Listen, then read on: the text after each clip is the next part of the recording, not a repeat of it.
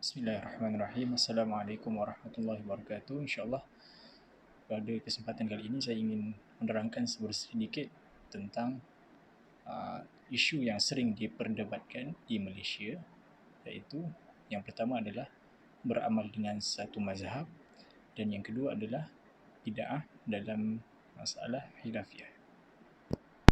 Baik, persoalan yang pertama adalah beramal dengan satu mazhab. Apakah yang dimaksudkan dengan mazhab? Menurut Imam Al-Jurjani adalah sesuatu yang diucap oleh imam mujtahid berdasarkan dalil dan beliau berpegang dengan pendapat tersebut sehingga beliau mati. Dan definisi ini boleh dipecahkan pada 3 poin, iaitu yang pertama adalah mazhab ialah ucapan atau pendapat yang diutarakan oleh seorang mujtahid dan bukannya perbuatannya. Hal ini telah ditetapkan oleh ulama dalam bidang usul fiqh.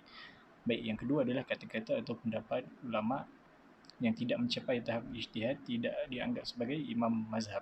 Dan yang ketiga adalah mazhab berdasarkan dalil muktabar, iaitu yang diiktiraf sahaja. Ia tidak datang daripada pendapat peribadi seorang ulama secara sembrono. Baik, apakah fungsi-fungsi mazhab ini? Yang pertama adalah mazhab ialah kamus atau terjemahan kepada nas syarak yang bagi mereka yang tidak mampu memahami nas syarak secara langsung ataupun secara literal. Maka orang awam perlu mengikut mazhab dalam mengamalkan apa-apa yang diperintahkan oleh Al-Quran dan As-Sunnah. Mazhab ini adalah perincian daripada hukum-hukum yang ada dalam Al-Quran dan As-Sunnah.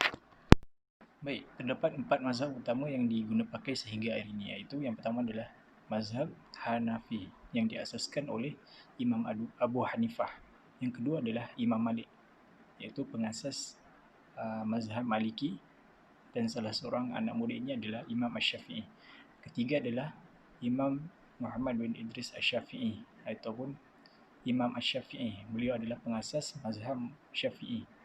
Dan yang ketiga adalah Imam Ahmad bin Hanbal, iaitu pengasas mazhab Hanbali.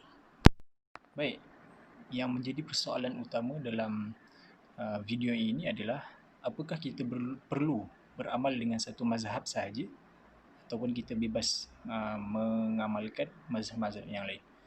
Jawapannya adalah terdapat beberapa pendapat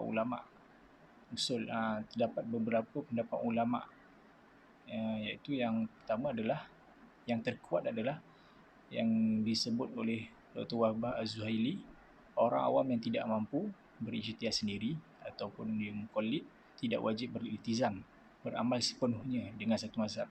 Dia boleh mengikut mana-mana mazhab Islam yang muktabar. Cuma bagi orang awam, dia lebih elok beramal dengan satu mazhab sahaja selagi mana tiada keperluan untuk dia mengambil mazhab yang lain. Baik, apakah mazhab utama di Malaysia? Secara khususnya kita mengamalkan mazhab Syafi'i, tetapi ia dalam soal ibadah. Manakala soal-soal lain seperti muamalat politik dan lain seumpamanya dengannya, kita tidak beriltizam atau kita tidak bertaklid dengan mazhab Syafi'i. Sebagai contoh, dalam bidang muamalat, dalam soal zakat kita menggunakan mazhab Hanbali, yang mana kita membayar zakat menggunakan wang ringgit. Itu adalah sebagai salah satu contohnya.